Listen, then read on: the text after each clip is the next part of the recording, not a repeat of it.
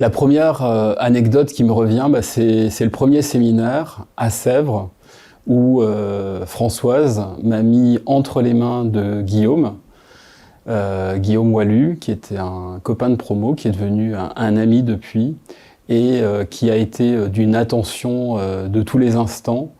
Et je me suis senti extrêmement bien intégré, accueilli, accompagné. Sa personnalité, parce que c'est quelqu'un voilà, qui établit facilement la relation de confiance, qui est spontané, qui est inventif, créatif.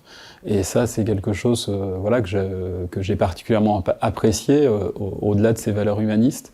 Et puis, c'était tout un univers, le monde de l'édition, que je ne connaissais pas. Et donc, avec un modèle économique spécifique, où lui, en plus, a inventé une nouvelle manière d'éditer, avec à la fois une dimension, une recherche écologique pour ne pas trop imprimer, pour ne pas envoyer des livres au pilon, être beaucoup plus flexible aussi dans les éditions, les rééditions des livres qu'il peut éditer.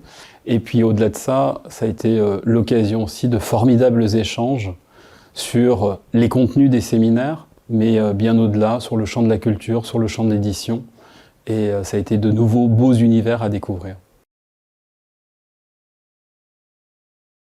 Le SHED m'a apporté, parce que quelques années après, j'ai évolué profondément dans mes fonctions. J'ai été en charge du modèle économique, des finances, des risques de la structure où j'étais engagé.